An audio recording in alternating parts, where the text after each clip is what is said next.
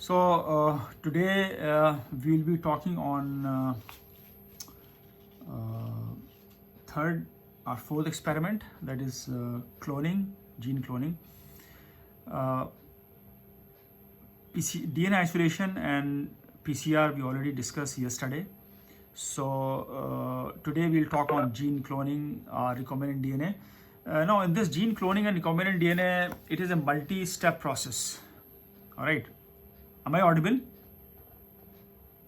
Yes, sir. Okay, it is it is a multi-step process where you have, the bottom line is that you have isolated and purified genome in your hand, and then you have to scissors, that is we call enzymes, to cut that DNA or genome and have a PCR. So there are two ways of going for cloning. One is PCR based cloning, and another is gene insertion or gene insert based cloning, where you can simply have gene cut with enzyme, or fragmentation through mechanical shearing, depending upon what is the objective of your gene cloning. If it is a shotgun method, you can also go with the for sequencing purpose, you can also go with the simple shearing, mechanical shearing with the equal shear force, so that you can have equal fragments throughout the genome. But usually people use with a resection enzyme, because the same resection enzyme has to be used in the vector to cut if you are going to clone.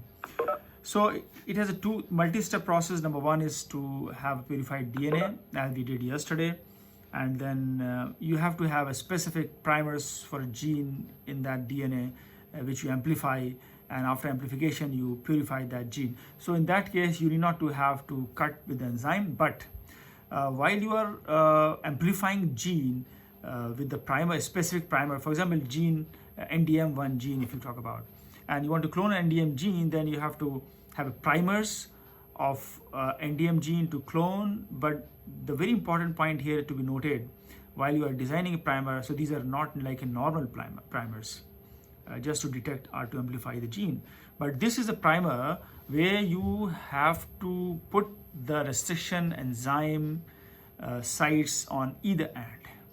So again, there are two ways of putting restriction enzyme on either end. One is you can have a single enzyme, for example EcoR1 on both the sides, or you can have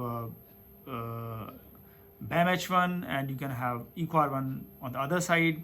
So you may call it the two restriction enzymes can be put at both the sides, but usually people prefer one enzyme. But for the one enzyme, you can have a chance of recircularization of the cut fragment after the digestion with the restriction enzyme. So you have a 50% chance of your DNA fragments get again bind both the ends, and you can have recircle again.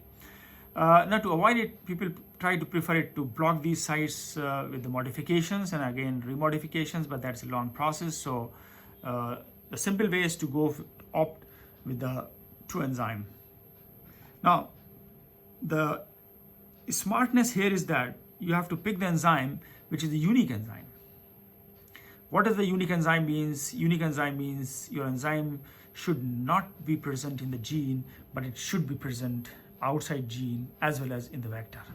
So if you got, fortunately, the enzyme which is present, not present in the gene and present in the plasmid and in the genome somewhere, then that would be good to clone. If you somehow got the enzyme site which is not present in the polylinker site or polycloner site in the vector, and then then it would be difficult for you to opt the enzyme to use to cut the DNA, and the cloning is rather difficult.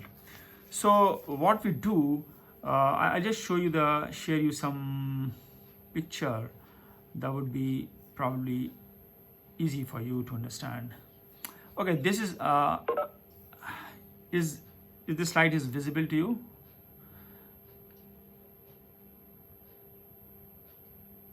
Yes, sir. Okay, so this is the this is the typical structure of, I'm not going to detail about the whole structure, but this is the typical structure of a plasmid PBR322, where you have gene amplification, amplicillin resistant site that is, it could be any of the resistant gene just to screen the clone.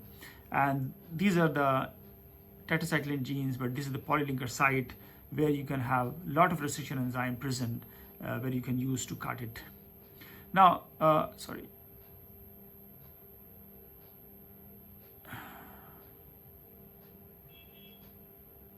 Okay, so this is the site where you can use this site to cut. So usually, a number of dozen of enzyme sites are present in the polylinker site where you can use, either of the enzyme depending upon the use. Now, once you cut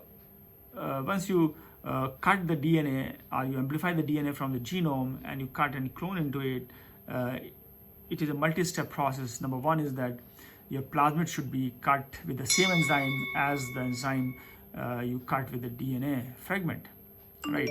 And then you simply ligate it. So first step is the cutting the DNA, that is the genome. So again, you can ask a question, what does the cutting means?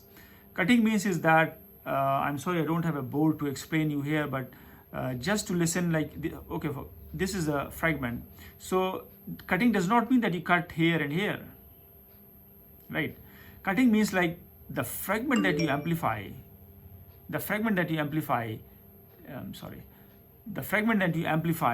has to be cut at both the sides. For example, if you talk about these two fragments, okay, just look this, only this. And in this fragment, you have a two AAT, TTA, two sites. So the same site is present here because you cut the vector here, right? And then you clone this fragment right here.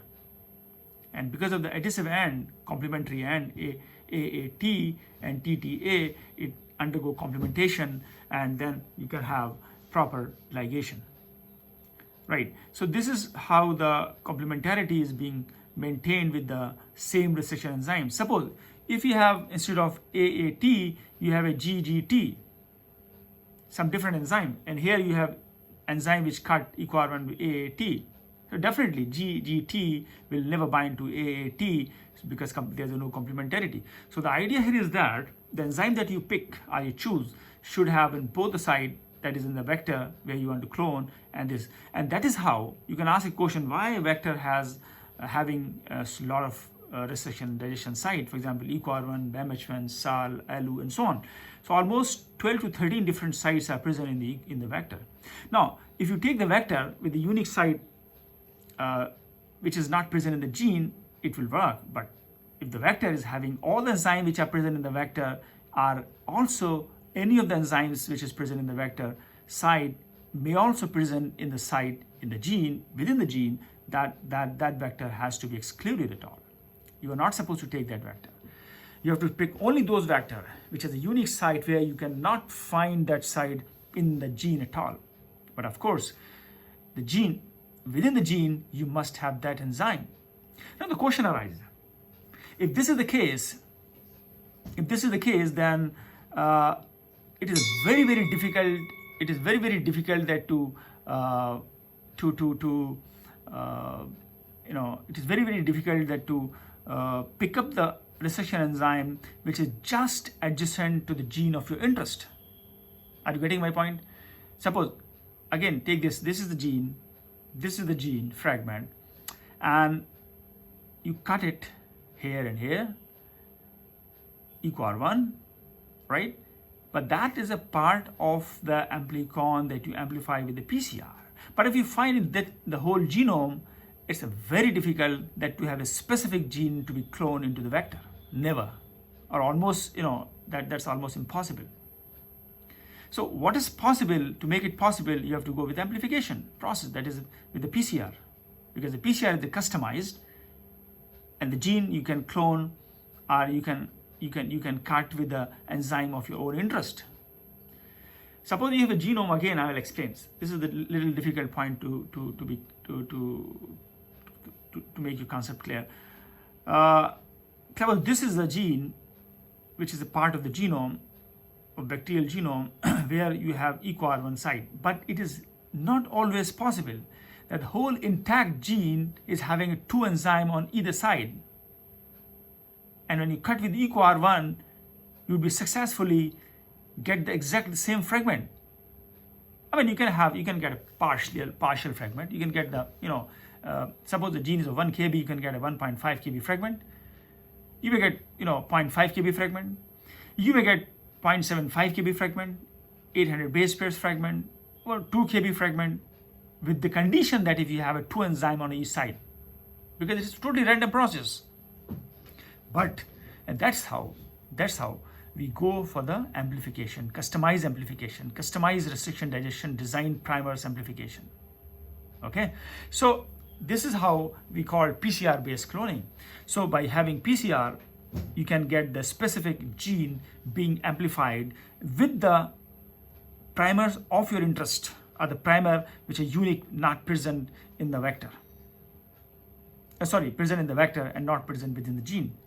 So this is how you pick up the primers, and then you clone them into, that is by ligation. So the first step is the cutting the DNA. Second step is ligation. Now, ligation step is a very tricky step. The whole cloning process is after harvesting the cell, whole cloning process is taking like few hours. For example, you got a cell yesterday, harvest it today, process DNA, and you got a DNA in your hand. Now, right from DNA to cut it in 1 hour and to ligate it in the next 2 hours, and then you transform it in the next 1 hour. And after transformation, or through electroporation or through any technique, you get a colony next day. So the whole experiment of the cloning is not more than 16 hours or 20 hours at most. And then after 20 hours, a 16-hour overnight culture, you got a colonies, you pick up the colonies, screen out the colonies based on the resistant site, or based on the insertion inactivation. That is the site insertion inactivation means your digestion site where you clone the gene is a lac gene, or could be any gene of functional gene that you interrupt or you disrupt by cloning the gene. So in a clone, when you got, transformant could be any, but if the transformants, those who are having disrupted gene showing a different phenotype, a loss of phenotype, you can pick up the clone either through screening method or through scoring method. Screening method is simply you pick up the clone from the plate, but a scoring method is through the replica plating, because in scoring, you are not supposed to see the gene while you're growing under that very condition. In that case, gene is lost, cells are lost. So you have to have the replica plate, you have to have a master plate, you pick up with a velvet there's a specific replica velvet block, and you take this velvet block, put on the plate, and again with the same orientation, you put the same block on another plate with a different condition, that is without marker or without that XGL, depending upon what kind of colonies you are going to pick. And then you compare these two placed overnight incubation. After overnight incubation, what you find that the colonies which appeared in the plate where you have different conditions and selection conditions where these colonies were not able to grow because it disturbed the gene which is causing resistance. For example, if you have ampicillin resistant gene and you disturb the ampicillin resistant gene by cloning, so it lost the resistance power and it will not grow in the presence of ampicillin, but in the absence of ampicillin it will grow at the same position. You pick up that colony from the plate where there is no ampicillin and you say, okay, this is the clone. Now once you score that clone or you screen that clone directly, and you confirm the clone by two quick methods.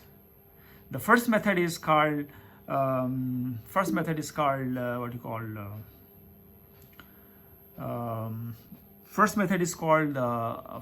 method. Second method is called simple PCR method, right? So you just do the PCR with the same clone, the same primers, and you find the band again. If it is, well, it is cloned. If it is not having all positive and negative control. Now, what is the Falloff method? Falloff method is just simple restriction digestion, you have to use the same restriction digestion system, enzyme system where you used earlier, and you just take that clone you pick up from the plate either through scoring or through screening, and just take the DNA out and use the restriction enzyme, and you cut it and you find the falloff of the same size as you clone. For example, 1 kb falloff or 2 kb falloff. That will give you an idea that, well, you have done. People also try to confirm it through internal and external primers, but that is more true for the knockout genes, which I'm not going to discuss here. Third and the last and confirmatory test is the sequencing. You take the same clone, get it sequenced, and find the gene is present or not. So this is how you can confirm your all possibility of having that gene being cloned into that particular strain, a particular state, and your cells are caught, and the cells are cloned. Now, in terminology, the cells in which you insert you make a construct with the insert, right, and you call the recombinant DNA being transformed, and such cells are called clone. So clone means your cell. Clone means not gene. Clone means your cell. So how many cells you would be able to replicate? These are all clones, and that's how the name is given, clone. Clone means identical, similar. So clone means it has the same gene to be amplified again and again, replicate in the same cell, right? And it perpetuate throughout the replication cycles. So this is how you have a complete cloning process. So first step is restriction digestion. Second step is ligation, and third step is the transformation, and followed by screening and scoring. So the two important point here is to be noted. One is what is the difference between screening and scoring, and when would you go for a screening and when would you go for scoring. Second, what does the ligation means? Ligation means basically sealing. All right. Ligation does not mean that you have a complementary basis. Complementary basis is just like a polymerization. All right. So suppose this is two overhanging fragment. It could be 4 bases, it could be 10 bases, it could be 100 bases. So it is just like a system as polymerases do. When the cells comes together, these two genes come together, they automatically undergo complementations and they form complementary bases, bind together, form hydrogen bonding. Because what is the hydrogen bonding is bringing the bond closer and closer with high affinity. And that's how AAT will come TTA and it will bind. Now, the question, how does the last A would bind to C or whatever on the adjacent base with the phosphodiester bond? And this linkage is called sealing, or we call ligation process. Until it does, your clone is not complete. You won't be able to complete transformation process or stable recombinant molecules in the cell. So to have a stable molecule, the ligation is important. And once the molecule is ligated overnight, there are different protocols for ligation. One is we call it 4 degrees centigrade. You can keep it for fridge overnight, or you can have 16 degrees centigrade for 4 to 6 hours sometime. It varies from lab to lab. It varies from reagents to reagent. It varies from kind of size of a gene, nature of vectors and cells, and there's so many factors involved in ligation, optimization of ligation. The major problem which comes in cloning, which come across many times students, are at the restriction digestion side, where it's very difficult. It was difficult to know whether you would be able to digest it or not sometime. So you have to run a lot of controls and relative bands together, as well as you have to be careful about the next step is the ligation process. So when you cross these two steps, the transformation is easy. Now, in gram-positive and gram-negative cells, if you compare the cloning, you find the gram-positive cells, the cloning is difficult because of the transformation, not because of the restriction digestion alike, because it's common. Digestions and ligation is a common process, whether it is gram-positive or gram-negative. But what is difference here is that the transformation process. And since it has a more peptidoglycan layer, thick peptidoglycan layer compared to the gram-negative, so the transformation process is rather difficult. And to